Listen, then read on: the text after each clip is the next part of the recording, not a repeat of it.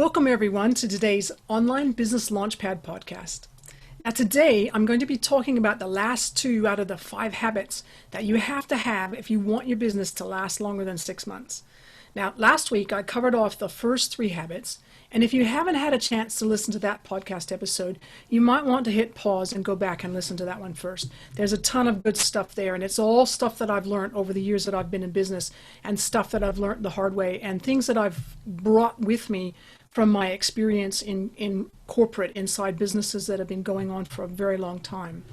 And for both episodes, I've actually gone really deep, and I've spent time talking about actionable things you can do to develop these habits that are going to help you make your business a success. So let's get into it and go through those last 2 habits. If you've got pen and paper handy or a way to take notes, grab them, because there's a lot to cover off and remember. Of course, if you're exercising, or lucky you in this time of COVID lockdowns, in your car driving somewhere, then you'll be able to access the transcript in the show notes. Okay, let's get started. The first habit I want to cover off with, this is habit number 4, is that you need to start thinking like a CIO or a Chief Information Officer. Now, have you ever created a document, filed it away somewhere, and then you can't find it again and you need it right now? Or you might need it tomorrow or 2 years from now, and you know it's there somewhere, but you just can't find it anywhere. Now, that's happened to me, and I hate it. It drives me crazy. I've spent years in Chief Information Officer type roles, and what a Chief Information Officer does is make sure that the information an organization needs to function properly is well looked after. And that usually includes the technology that holds that information or moves it around, and sometimes it includes the systems and processes associated with the data, but not always. But just in case you're wondering, in this age of the internet, the following things are just as important as when everything was on paper. So if you want to save yourself wasted time and stress hunting for documents you've created, make sure you use a naming convention. Now, a naming convention is a rule or a simple set of rules that you use to name something in usually your documents, but it could be your videos, it could be your social media posts, it could be your blog posts, whatever it is. And the purpose of it is to do it in such a way that you'll be able to find it again, whether that's tomorrow or 10 years later, or that other people can find it. So here's an example of one of my document titles. And it sounds really long, but it's a very useful title. And it's West Island Digital Online Business Pilot Program Proposal for Vision Australia. Now you can see that I've used the following format in creating my title. I used my business name, and then I used the purpose of the document, and then I said who it's for. So that's my rule. And the title's really clear and descriptive, and it makes it easy for the person receiving it to know what it's about. Now, sometimes it can be useful to use dates in your titles as well. So here's another example. Online Business Liftoff Program File Backup as of 30 April 2020. So when I see the title of this file, and I just randomly went back in and looked at my files just to pick one, when I see the title of this file, I know exactly what's in it. I know what part of my business it's for and what time period it covers. I don't have to guess or open up the file to check. Now, you don't always need to use dates as part of your title, but do so where it makes sense, or it'll make it easier for somebody else to find the document. And name your document something that you know you'll be able to remember 5 years from now. It can take some thinking to come up with memorable titles, but it's actually worth it. And here's a tip, never use acronyms. Always spell words out. You may think you'll remember what those acronyms mean, but seriously, will you? 2 years later, 5 years later, 10 years later? I doubt it. And what about that poor intern, or virtual assistant that you bring on board a few months from now? Will they know what the acronym means? Probably not. So spare yourself the future pain and spell those acronyms out. And talking about sparing yourself future pain, you need to have a plan for how you will keep your business running when, not if, disaster strikes. Now, you can be certain that if your business is around for any length of time, eventually something big is going to go wrong. Your office might burn down, it might be flooded out, it might get burgled, or something worse. There might be a pandemic, and you might have to quit using your office altogether and start working from home. Sound familiar? In one of my CIO roles, Some of the organization's staff were devastated when a really terrible earthquake ravaged our office in Christchurch. Why? Because they had all their research data from their entire career stored on hard drives in the office, and they were not allowed, because it was too dangerous, to crowbar their way into the damaged office and get them. And they just couldn't do it. There was no way we could, that they were even allowed in. So it was weeks before one of my IT guys was able to go in and retrieve those hard drives for them. And that was weeks of stress for those poor people who truly thought that their irreplaceable data was gone for good. It really was terrible for them. It was horrible to watch. I don't ever want to have to see that again. So trust me, you don't ever want to have that happen to you. So make sure you have a plan for what to do when disaster strikes. Now, this kind of plan comes in two parts.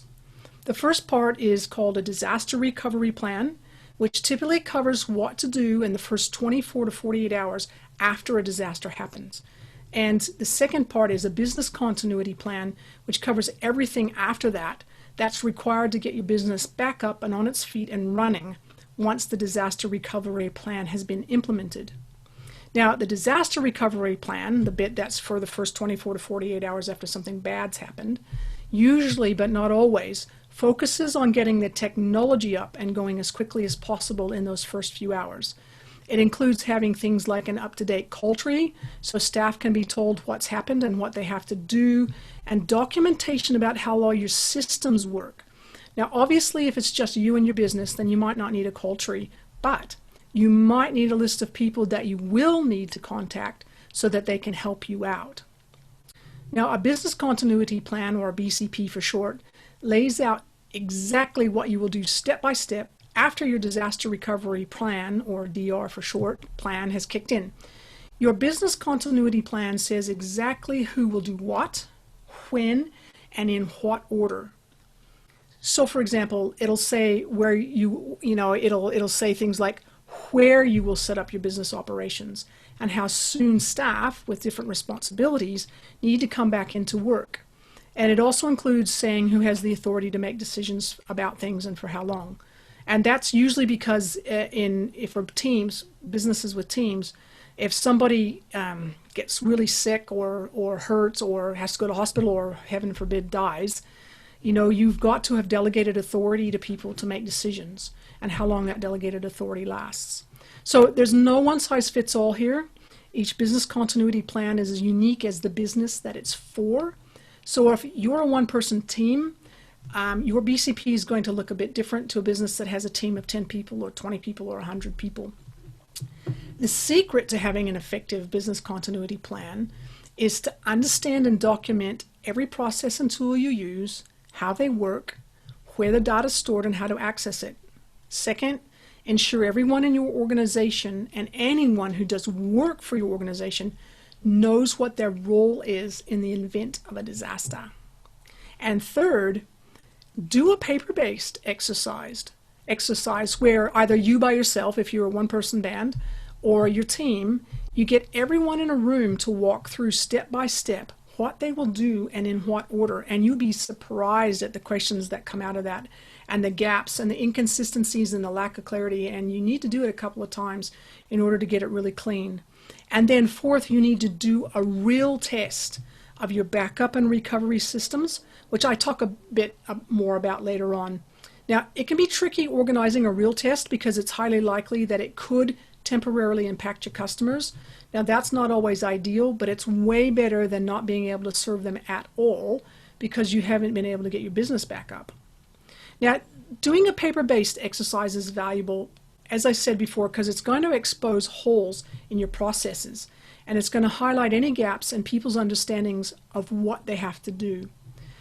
Doing a real or a live test is going to help expose assumptions and highlight potential gotchas that you could never discover otherwise.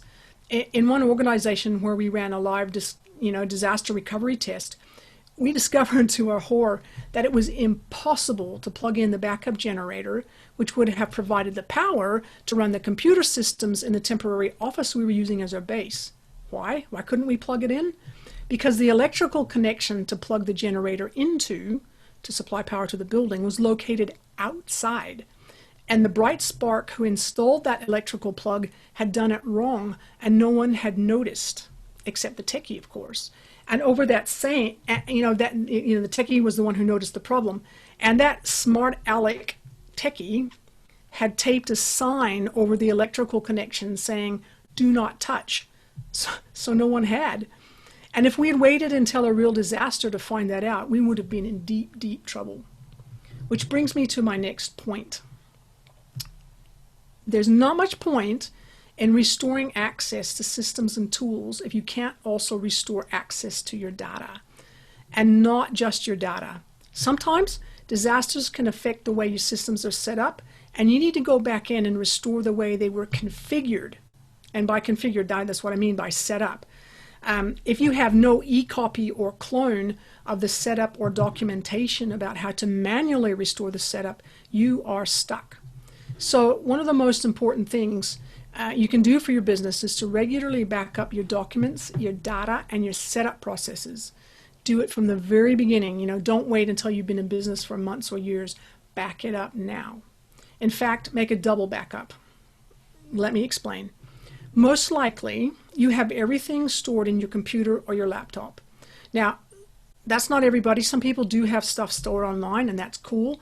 But if you have everything stored in your computer or your laptop, here's what you need to do. You need to buy yourself a portable hard drive that will hold at least 1 terabyte of data.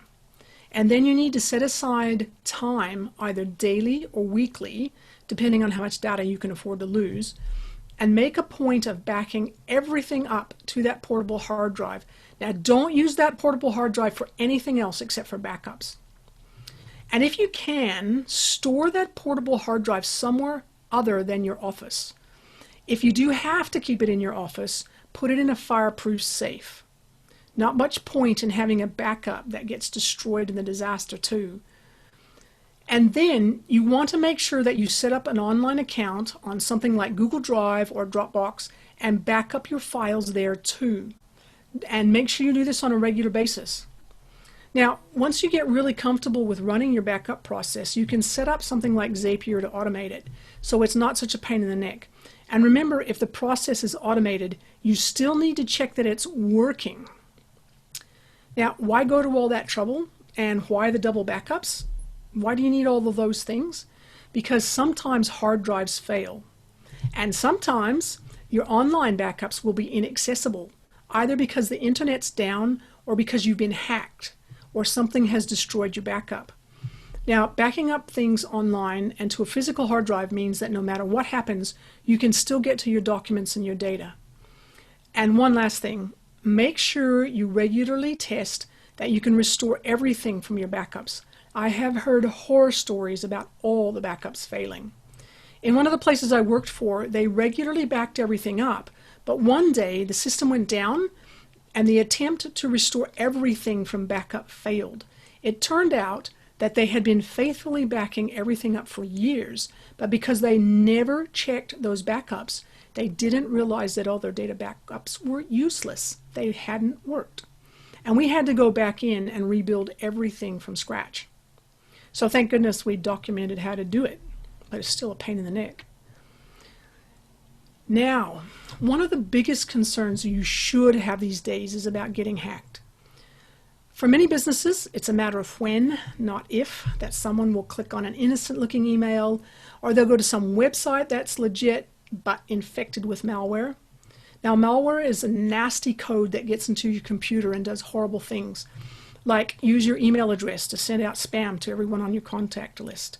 Or even worse, encrypt all your documents and data so you can't do anything with it, let alone read it. I have a friend whose small business got hit with a ransomware virus, and it all happened so fast. Their admin person clicked on a link that looked completely legitimate, and their website went down. And the malware burrowed into their internal systems and encrypted all their data, and the hackers demanded a ransom to fix everything. Now, my friend said no way, and promptly rang his outsourced tech support for help, which was exactly the right thing to do. Thank goodness he had outsourced tech support. But unfortunately, when they tried to install their backup, it failed because, it hadn't been tested and it just failed. So fortunately, they had another backup that had been done the day before that did work, but they had to recreate, that missing day's data, and they lost a week trying to get everything restored and all their systems back up and working. And small businesses cannot afford to lose that much time. So your best protection against hacking, besides having up-to-date virus protection, is to have everything backed up and tested. And that way, when you do get hacked, you can rebuild your computer systems and your tools and reload your documents and your data, and you're set up, set up the way you've set things up. So depending on when you last backed everything up, you may lose a few hours or days worth, which can really hurt, but it's better than losing everything. So that's probably given you a lot to think about when it comes to developing the habit of thinking like a CIO. And as usual, to get started, here's a bit of homework for you. First of all, if you don't already have one, I want you to go buy yourself a portable hard drive that's going to hold at least 1 terabyte of data. Get the biggest one that you can afford, and then back up everything related to your business onto that portable hard drive, and then put it somewhere safe, preferably in a fireproof safe. And then do a backup to a cloud-based platform like Google Drive or Dropbox or whatever you use for your online documents. And then secondly, open up your calendar and schedule, at the very least, a weekly backup, and more often than that if it makes sense. And make sure you keep to that schedule. Trust me on this one, you'll be glad you did. And make sure you check that your backups are working. Now, if you stuck with me this long, you've nearly made it. After going through today's habits and taking action, you can feel much more confident, that you've got your 5 must-have habits in place so that your business can survive and thrive and eventually grow like crazy. If that's what you want it to do, you might want it to grow, but maybe not like crazy. But now it's time for the 5th and the final habit in this series. So here it is. Habit 5. Think like a CTO. And a CTO is a Chief Technical Officer. Now, why should you be thinking like a CTO? Well, it's because now is the time to start getting yourself and your business ready to scale and grow. And you'll need to set up all your systems so that you can do that. Now, your technical systems, if they are set up correctly, are what will free you up so that you can think like a CEO and focus on your business and not all of the tasks in your business. For so many of my clients, their biggest challenge is figuring out how to scale their business. They just don't know where to start. One lady told me, Trudy, I'm just so busy operating the business, which I hate. It doesn't give me a lot of brain space to think about scaling. And she's not alone. So here's some critical things that you need to do and or think about, preferably both. Before you dive into action, take the time to review the strategic work you've done with your CEO hat on. Remind yourself about the goals you've set and why, and then start thinking about the systems you're going to need in 6 months, or when you've grown your business to a certain point, e.g. X number of customers, or Y amount of revenue, or this many staff.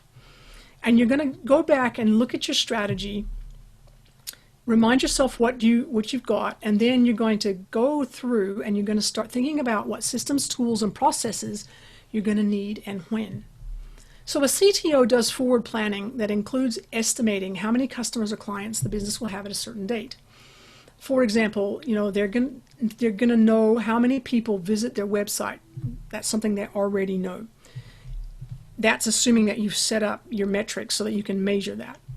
And CTOs plan for how they're going to increase the website hosting capacity when there's a spike in traffic. I don't know how many stories I've heard about businesses that have had this huge spike in traffic that's been so big that it's crashed their website, and it's really, really hurt their business. If it hadn't crashed their website, it would have actually helped their business. Now, CTOs also work closely with other parts of the business, for example, the marketing department, so that they know when a big marketing push is on, or if a new social media campaign is being launched. And so then they know what they need to do to the systems, processes, tools, etc., to get them ready for those things. So when you do start experimenting with different ways to drive growth, you need to think about the impact that growth is going to have on your technology-based tools and systems, your available storage space for documents and or other types of data that you keep or use. And also you need to be thinking about impact on your processes and the people in your team, or on you if you don't have a team. So the trick here is to know your current numbers, right? You need to know where you're standing right now. And you need to understand the capacity of your systems right now. And then ask what will happen when you reach your goal, or what needs to happen so that you can reach your goal. So let's just assume for a minute that your goal is to build your email list from 0 to 500 people, or from 1,000 people to 50,000 people. In particular, you want to ask, can your existing email service provider handle that many people? What's the impact on cost if you're using a pay per user or a pay per address model? What new technology will you need so you can deal with or enable that growth? Are you going to need a new payment platform because of it? Is it going to increase the cost, the transaction cost for every time a payment comes through and then your payment platform takes a cut? What's that going to do to your cash flow? Will all that new technology play together nicely? Who's going to install and look after all the new technology? And what processes do you need to put in place to make the best use of that technology? And finally, what's the impact on your security arrangements?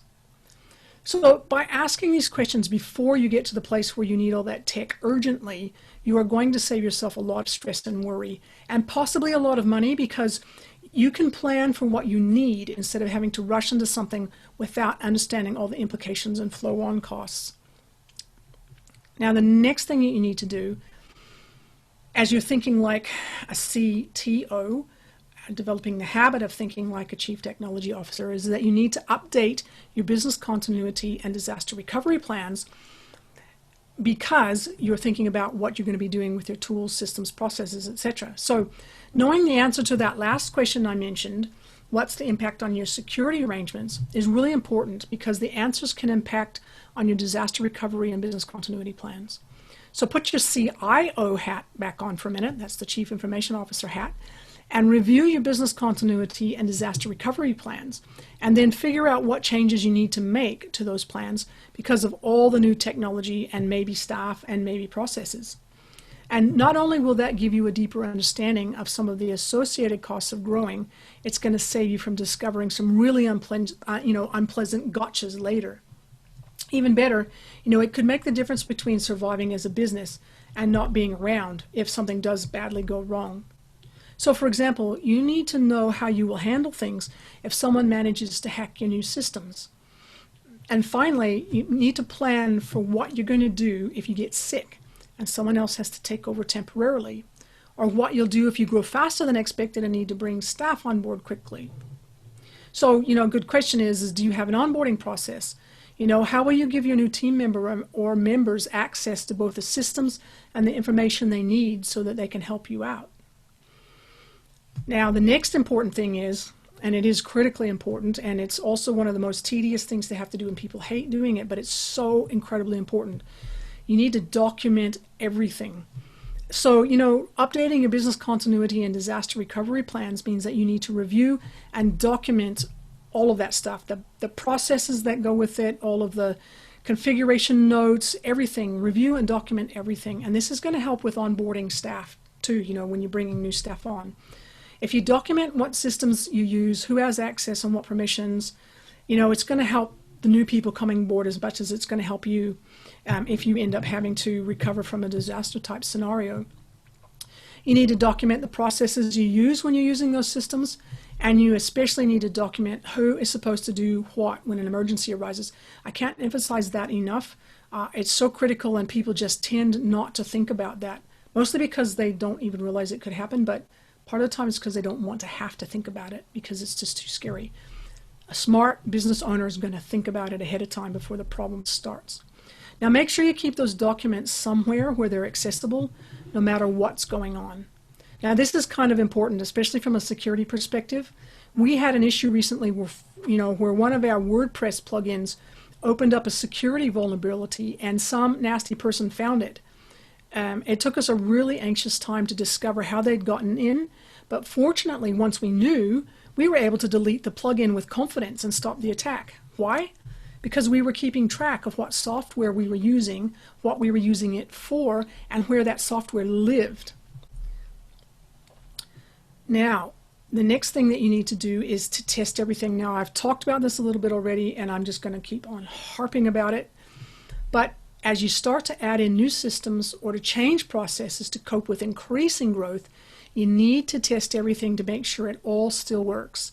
And I'm not just talking about testing your backups to make sure that they'll work. I'm talking about testing new funnels, new processes, new everything, just to make sure that they work the way that you expect them to. The last thing that you want to do if you're going for growth is to put customers off because your systems and processes are broken and you didn't realize it. So start out by thinking about and planning how you're going to test your systems, your funnels, your processes, then test them thoroughly. And think about how you're going to enable customers to report issues that they find. Sometimes you'll find that even if the best will in the world and all the testing won't always pick up all of the issues, it will only be picked up by a customer using some esoteric combination of computer gear or whatever to come up with a bug that you just couldn't spot. And you need to make sure that you can make it possible for them to report issues back to you. You need to work out how you're going to manage updates and security patches to the software that you use.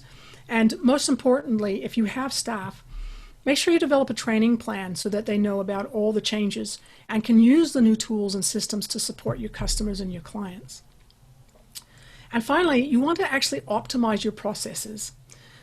One of the most important things that a CTO thinks about is to think strategically about how they can make the systems and processes they are responsible for more effective.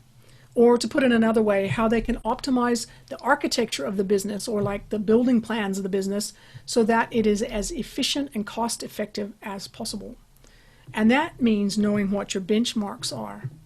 And by benchmarks, I mean knowing the numbers around your business, like how many people are coming to your website on a regular basis, how many people are dropping off without visiting anything but your homepage, that's your bounce rate, how fast your web pages load, things like that, what's your baseline right now.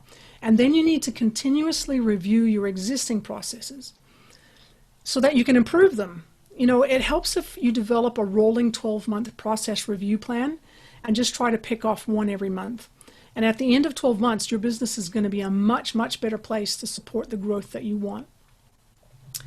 Now, I know that it sounds like a lot of work, but once you know where you can improve and you've picked the one thing you're going to work on that month, it's really simply a matter of doing the work and scheduling it in. If there are multiple things you could do and you can only do one of them, use a prioritization framework that's focused on impact, effort required, and cost to decide which one to do. Do the low-hanging fruit first, the ones that are going to have the biggest impact and cost the least and take the least effort. Do those first. And now it's time to take action as you develop the habit of thinking like a CTO or a Chief Technology Officer. So I want you to identify all the systems and tools you have in your business, then identify each process that's required to run your business and document it. And then you decide which processes, if you improved them, would have the greatest positive impact on your business. And in your calendar, schedule in time to work on just one process at a time. And now we've come to the end of the 5 must-have habits for a successful business. So how does it feel to be taking solid action towards getting your business set up right so it can survive and thrive? I hope it feels amazing. By now, you should have set aside time in your calendar to put on your CEO hat and work on your business. You should have also set aside some time for yourself to learn and be re-energized on a regular basis. And you've started talking to your customers to find out what they really want you to be helping them with. All of these are really good solid actions that will help you build your business, and they don't take very long to put in place. I mean, like, how long does it take? Seriously. How long does it take to put some time in your calendar to work on your business? It's 5 minutes. And then you just need to make sure you do spend the time working on your business. And now, once you've taken action from today's tips, you're going to be making sure that your business can recover and keep going if disaster ever strikes. And you'll be starting to document and work on improving the tools, processes, and systems you have, that are going to help your business grow. You're going to be setting yourself up for success. So get out there and take action. Embedding these 5 habits are going to take time, but there are little things you can do right now that will have a huge impact on your business later. I hope that's been useful. If you'd like to be part of a supportive community where we talk about stuff like this and help people build and scale their businesses, come join our online business liftoff community. We'd love to have you, and we'll have a link for that in our show notes. So in the meantime, get stuck in, start to implement those 5 habits so that you can have a successful business, and we will see you next week. All the best.